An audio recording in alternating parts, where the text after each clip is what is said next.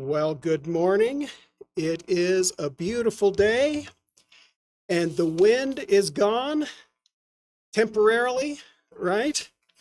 We know living here that whenever the wind leaves, it is only temporarily, right? I saw an important notice on a computer this week. You may need this. An important notice that April is Procrastinators Awareness Month. Okay. Some of you understand that. Some of you will get that on the way home. So anyway, Rich, I have the same testimony. My mom was washing the dishes in our house, and I went and talked to her. I don't remember exactly what the conversation was, but we were talking about something that I'd learned in Sunday school. And Mom was washing the dishes, and I crawled under the table because there was a tablecloth and it hung down, and it was kind of like a tent under there. You could have some privacy. And I prayed to the Lord for salvation when I was just a little kid. And I am so thankful for Mom. Today is Mother's Day. It's traditional to have a message on the subject of motherhood. And some of those traditional texts, of course, are Proverbs 31. Who can find a virtuous wife? Her worth is far above rubies. Or in 1 Samuel, first couple of chapters, we have the story of Hannah and her husband Elkanah, but Hannah specifically praying for a son for Samuel and then giving him back to the Lord. And we see a wonderful message there about a praying mother. In 2 Timothy, Paul is writing to Timothy, and he says, I love the genuineness of your faith that I know came from your grandmother Lois and your mother Eunice. And we see the importance of our spiritual faith being passed down from generation to generation. And we see the importance of godly examples there with Timothy's mother and grandmother. In the book of Titus, Paul is writing, and I'm going to read just a few verses from chapter 2. He says, as for you, speak the things which are proper for sound doctrine. And then he writes a couple of verses here about how doctrine is supposed to impact our daily life in all of the different aspects of our Christian family. And he says that the older men be sober, reverent, temperate, sound in faith, in love, in patience. The older women likewise, that they be reverent in behavior, not slanderers, not given to much wine, teachers of good things, that they admonish the young women to love their husbands, to love their children, to be discreet and chaste, homemakers, to be good, obedient to their own husbands, that the word of God may not be blasphemed. And so we see directions and instructions for all of the different groups in the family of God, and a couple verses there specifically to the mothers and the young women. So there's lots of different places that we could go to, but today, rather than to speak to the mothers about the importance of their role in the family, I thought it would be good to speak to everybody else in the congregation about how we should treat our mothers. And I'm very glad to see a bunch of youngsters here today, but I was hoping that there would be a bunch, because that's really who I'm thinking about as I'm speaking this morning. I'm going to speak to everybody else in the congregation. So mothers, you have the morning off. You don't even have to listen if you don't want to. And we're going to talk to everybody else. Mother's Day is set aside as a day to honor our mothers. But, of course, you know that we ought to honor them all year long. And so today we're going to think about how to do that. What does it mean to honor your mother practically every day. Okay, so we come to church a lot of times, we hear doctrinal messages. They are very, very important to get the doctrine of the Bible, to know it, to understand it, and to preach it. And they're great doctrinal messages. Today, hopefully, today's message is going to be just more practical in thinking about how does this work out in my life practically in an everyday situation. So how do we honor our mothers all year long? In Webster's dictionary, for the word honor, it is defined, it says, there's a couple different definitions here for the word honor. The esteem due to worth. The esteem paid to worth, high estimation and reverence. In another definition, a testimony or token of esteem, any mark of respect or high estimation by words or action.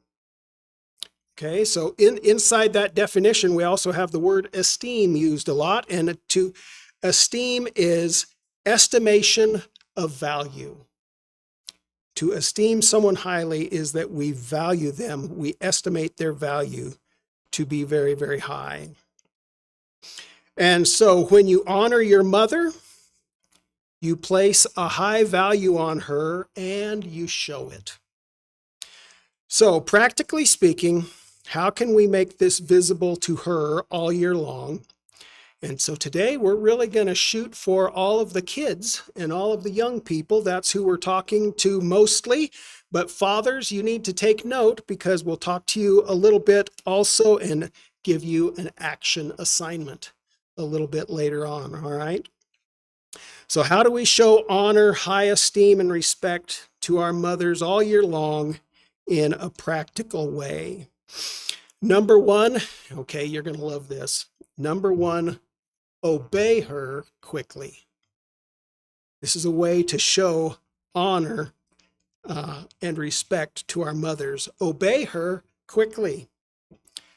Colossians chapter 3, verse 20 is a verse you have heard. Children, obey your parents in all things, for this is well-pleasing to the Lord.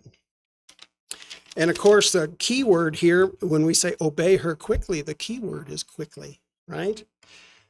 And maybe happily. Now, you have to do better than the Foreseen boys did, okay? My mom had a way of saying things, and then the next time she said it, there was a little more intensity in her voice, and the next time she said it, there was more intensity, and after a little bit, she was yelling, and you know, some of that stuff went on when we were kids, and we got to know mom's tone of voice, right? And I remember one time specifically standing with mom here and my brother Greg right there, and mom's voice was going up and up and up, and I looked at Greg and I said, well, she really is mad now. I guess we better do it. And you know, there are times like that. You know, we were disobedient and we were not very respectful at all sometimes to my mom. Don't make your mom nag or be angry at you, right? If your mom is a nag, maybe you are the problem, right? After all of these years, and I remember that specific day and that specific moment, and after all of these years, I wish I could have that day back so that I could just obey mom and I could honor my mom the way that she deserved. Kids, you can improve the atmosphere of your home, and you can improve your mother's happiness and yours by obeying quickly. And along with that, parents, I would say teach first-time obedience in your homes. I've heard all these people that tell their kids to do something and then start counting, you know, 1, 2, 3. That does no good, except it does help teach the kid how to count. And that is about all. We need to expect and to teach first-time obedience.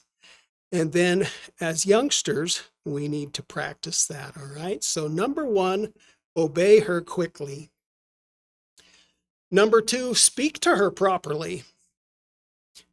Another well-known Bible verse, and these are verses that Paul has written to the church, and so they're verses for all of the aspects and all of the relationships inside the church, but today we're kind of boiling them down and focusing them specifically on our own private families and specifically on mothers. But speak to her properly. Colossians chapter 4, verse 6 says, "Let your speech always be with grace, seasoned with salt, that you may know how you ought to answer each one."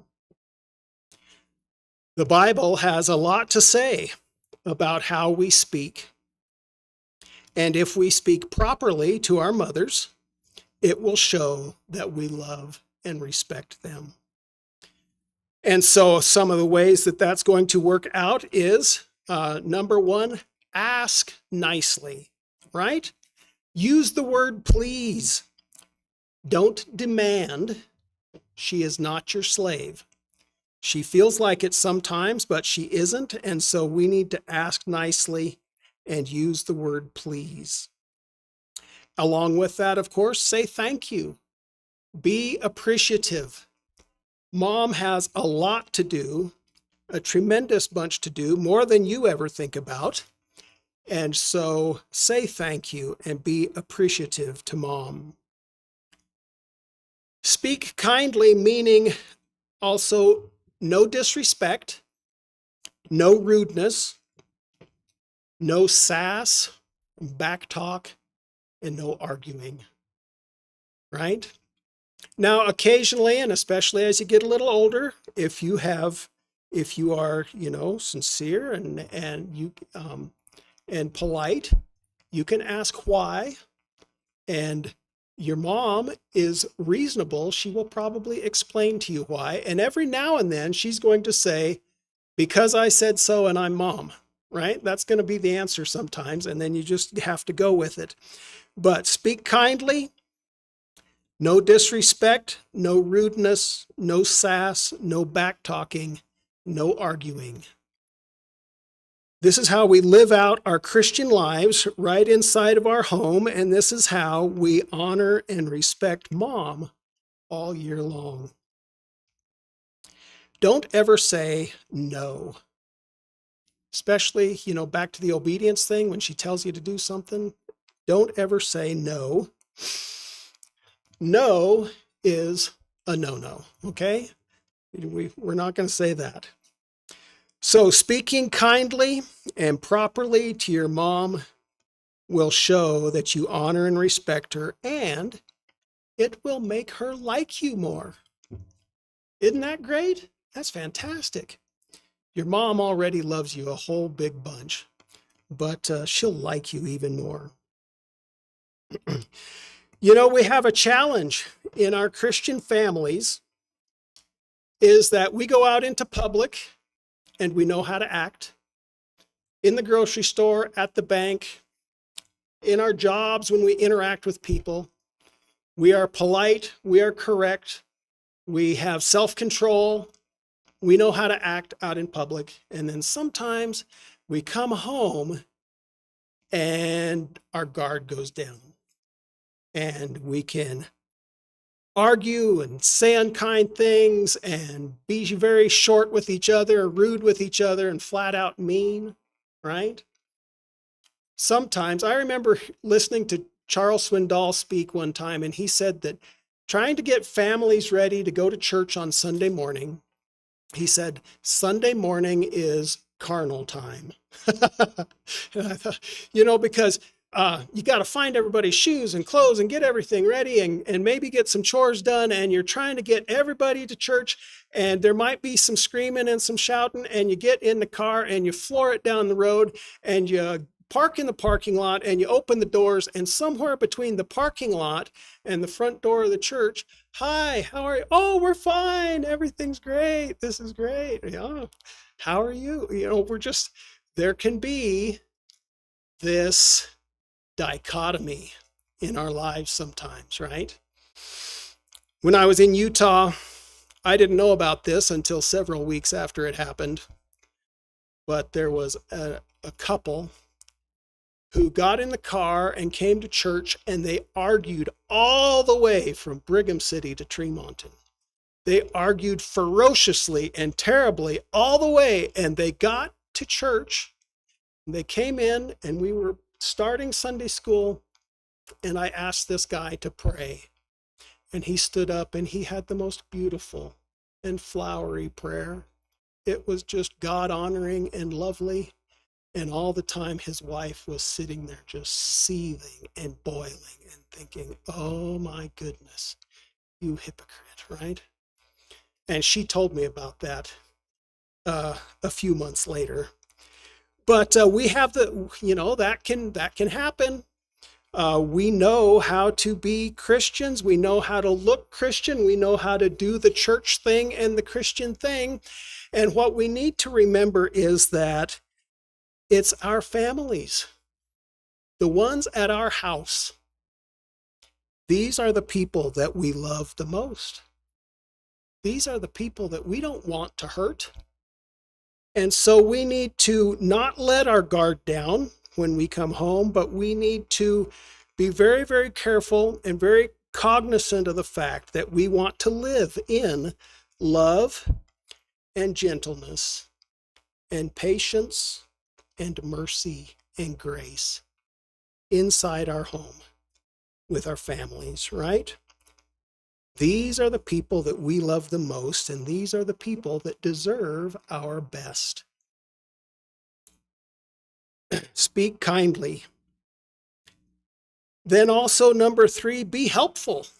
All right, kids, this will show that you are growing up, and we want you to grow up just as quickly as you can. And it will show to your mom that you're growing up. Be helpful. What can you do to make her life easier? There are a lot of things in a home that need to be done, more than what you're thinking about usually, as we've said. How about just simply do things without being told, right? There's a bunch of things that you know that you're supposed to do. Do your chores, do your homework, pick up, take care of your room, do whatever. If you can just do the things that you know without having to be told, that's going to be great. You might even ask your mom, how can I be helpful? Right? Again, that is going to show that you're growing up. If you can be helpful to mom, and it will be, she will think that that is just fantastic, and it will be a way to honor her all year long. Number 4, let her know that you love her. Say it and hug her and kiss her. See, as you get a little bit older, especially the boys, they don't like to do that quite so much. And they certainly don't want anybody else seeing them do that. It's a little bit embarrassing. But you know what? It shouldn't be embarrassing. Let your mom know that you love her just by telling her and hugging her and kissing her. As you get older, it doesn't happen enough. You know, one thing that you can do, this is for kids and for dads.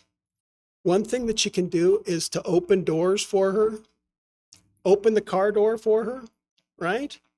I do this some of the time or most of the time. I don't know. You'll have to ask Julie. I do this, and I found out I like doing it, and it's easy, and she likes it. Okay? Now, sometimes things don't go well. What'll happen? I'll walk Julie over to her side of the car, and I reach down and I grab the door handle, and it goes because it's locked. So, okay, just a minute. I go back around the other side of the car, and I have to open the door and hit that all lock button and unlock everything. And by then, the whole thing has kind of gone a little flat, and she just shakes her head and gets in the car. And so, not all things in my life are perfect at all. But open the car door for mom or for your sisters. See, you can practice on your sisters too. Right? You want to love and honor your sisters. You can practice this. But if you do this, now this is important. if you do this, you open the door for your mom or for your sister, right? You open the door, she gets in. Make sure she gets that second leg all the way in before you. This is important. All right. Let your mom know that you love her. Just be open and say it and show it. Number 5, your mom is not perfect. Forgive her. If you hold bitterness or resentment, anger at all, God is not going to be able to bless you, and it's just going to be a big hindrance in your own life. Maybe your childhood was less than perfect. Your mom was not June Cleaver. Only some of the people in here know who June Cleaver was, right? Your mom may not have been perfect. Your mom most likely was struggling with some personal things of her own. Besides being a mother, she is her own person with her own history and her own challenges. There were some things that, she has a whole history growing up as a child, as a girl, and all of her whole past affects her. And there may be some ways in which your mom really was not exemplary here or there in a couple of ways. And you need to acknowledge that and forgive her. Maybe there's some things that you need to talk to your mom about. Or maybe for some of us that are older, maybe you can't talk to your mom anymore. You need to lay it before the Lord and ask him to help you to forgive and to live in freedom. My mom told me after I was quite a bit older and maybe even out of the house, but Mom told me that when we were little kids growing up in Summit County, Colorado, that was the time when my mom personally was in the middle of very deep personal struggles, stress and self-worth and depression and struggles about her own identity and struggles about forgiving others. And she had personal deep struggles, and she said that she felt so bad, like she was like she just wasn't that great of a mother because she had all this personal stuff going on. And I told her, Mom, don't you dare think that you were not a wonderful mother. And we had no idea, us boys. I have one brother older, one brother younger. Us boys had no idea what was going on the interior, personal, invisible life of Mom, right? And your mom is quite possibly the same way. And you just need to know that there's more to your mom than taking care of the house. There's more to your mom than diapers and dishes, all right? And she's not perfect. And so give her a whole bunch of grace and forgive her.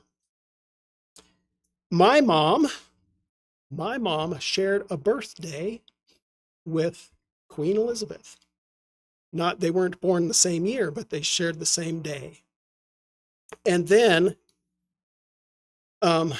surprisingly enough, my mom passed away the very same day that Prince Philip died. So she shared a birthday with the Queen, and she died the day that Prince Philip died. And I don't know what to make of that, but wow. I think maybe she really was royal. That is the truth. I remember one time when I was a kid, we were sitting around having dinner one night. It was just an ordinary, regular, normal night. Dad had come home from work, and we were sitting around the table eating. We were getting done, finishing up, and Dad said, "Well, honey, this was really, really good. Thank you. That was a great dinner." And she said, "Did you like that? That was my birthday dinner." And in a flash, because we're very smart, we realized that all of us had completely forgotten Mom's birthday. Dad looked like he was about to lose the dinner that he just ate. It was terrible. Oh my goodness, we completely forgot Mom's birthday. Try not to ever let that happen to you, right? I remember us boys just sort of got up and left the table, and Dad sat there and he was spitting and sputtering and apologizing, and nothing he could say at that point was adequate, right? But your mom is not perfect, and you might have to forgive her. And so you just need to be ready to do that. Ephesians chapter 4 says, be kind to one another, tender-hearted, forgiving one another, even as God in Christ has forgiven you. All right, so kids, I hope you can remember all of that and begin to practice it. Men, it is incredibly important that you love and respect and honor your wives. This is exceptionally important in regard to teaching your children to do the same. You have heard the old saying, you've all heard this, that says, I would rather see a sermon than hear one any day. I would rather you walk with me than merely point the way. And fathers, your kids are watching you every single day. By the time a kid gets out of high school, they turn 18 years of age, or they have had 18 years of marriage counseling by watching how you are in your home with their mother. And so your girls are going to learn what to expect from a man. The man that she's going to meet, or maybe the man that she's going to meet and then need to get rid of. They are going to learn what to expect from a man by how you treat their mother. So men, we need to always remember to love, respect, and honor our wives. The attitude and the value and respect and gentleness, love and kindness that you have for your wife will dramatically impact your children for their whole life. And so modeling love and honor and respect for their mother will be of inestimable value. I remember sitting in class with Charles Luster. He had an illustration about the family. I don't think that it was original with him, but he just shared it. Thinking about an old-time wagon wheel. The family is like an old-time wagon wheel, and the hard rim around the outside that the wheel rolls on and that holds the whole wheel together is the father. The spokes that connect from the outside to the center are the children. And the center of the wheel, the hub of the family, is the mother. And everything that goes on in the home revolves around her. And I just think that that's a fantastic illustration. The importance and the centrality of mom. God is the original genius who invented the family and made it the building block of all society. And boy, we see in our world today, socially, politically, all of the different ungodly influences that are attacking the family, some of which have just out and out said that it is their goal to destroy the nuclear family. And when you hear that, you automatically know that their impetus comes from the evil one. It is just absolutely as wrong as can be. The family is the most basic and fundamental building block of society, and when the family goes, it's going to have tremendous effects on our society, as we all know. If you want to set your children up for success in life, teach them to love, honor, and respect in all the different relationships of life. But one important way for that to be done is how you treat your wife. And so here's an action assignment. Remember, we said some messages are doctrinal, and today, hopefully, our message is very, very practical. And so an action assignment for the men is to talk with your kids about this. You know, in your own home, your own family, you're unique. And so you can talk to your kids and personalize it for you and your family. Praise your kids for what they do well. You know, that's a really good thing. I look around here and I see parents and families that are doing well raising their kids. And it's a good thing. And you should praise your kids for what they do well. Decide how they can improve areas that need work. So if you have a discussion like this, maybe you want mom in on it, and maybe you don't. Maybe you want to send her out to mow the lawn. Or, well, no, maybe give her a good book and a cup of coffee, a good book and a cup of coffee, and send her out on the porch to sit in the sun, okay? That might be better. Or maybe you want mom there, maybe you want it to be a family discussion, but to think about how do we as a family improve in all of these ways.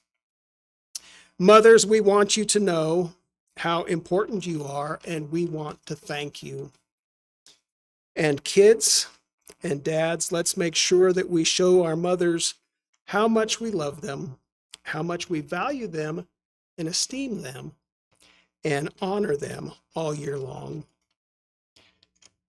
Father, we do just thank you for the fact that we can know you, that we have your word, that we know that you truly are the original genius that created the family and implemented family with all of its relationships.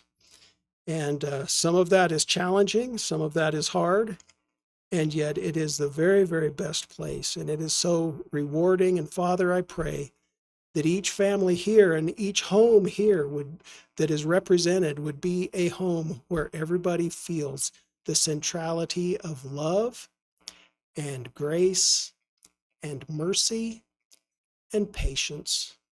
May we be like you in all these things.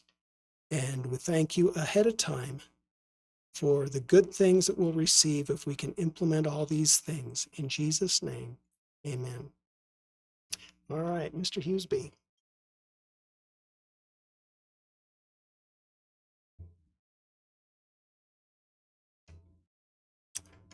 Thank you, Daryl. As I was sitting there, the Daily Bread this morning talked about mothers, obviously, and from Timothy. And Timothy's faith, as Daryl shared, was a result of his mother and his grandmother. And reading it this morning, obviously, Lois is listed in there. So we found out, well, just a month ago or so, but we had the thing last week, the reveal for Delaney that she's not only going to be a grandmother, she's going to be a great-grandmother. So anyway, one of the things that I thought of this morning was as well, we saw this shirt this last week that our kids sent to us. Didn't know if they wanted us to buy it for them or not, but it said wooden spoon survivor. I think my wife broke more wooden spoons on the counter than she ever actually used it on our kids. But at any rate, I thought that was quite the, goes along with what you were talking about maybe a little bit. But in Proverbs chapter 1, verse 21, it says, "The wise in heart will be called smart, and sweetness of the lips increases learning." And Psalm 119 says, "How sweet are your words to my taste, sweeter than honey in my mouth." We're thinking, in the past on Mother's Day, we've gotten mother's flowers, and they last for, a few days or whatever. And the last time we had Father's Day, the guys got, some cinnamon rolls, and I heard a lot of the ladies say, "Well, we never get anything sweet like that." So we decided today that, ladies, we are going to have something sweet for you. And talked to my wife and a few other ladies, and I guess chocolate was the favorite.